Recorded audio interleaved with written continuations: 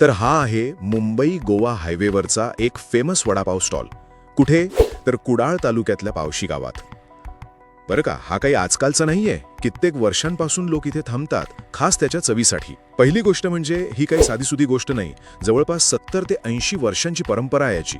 म्हणजे बघा, आजोबांनी सुरू केलेलं दुकान आता नातू बाबू पेडणेकर चालवतात. आणि गंमत म्हणजे इतक्या वर्षानंतरही चव, आहा, अगदी तीच. दुसरं म्हणजे इथली खासियत काय, तर तो झणझणीत वडापाव आणि सोबत ती मिरची.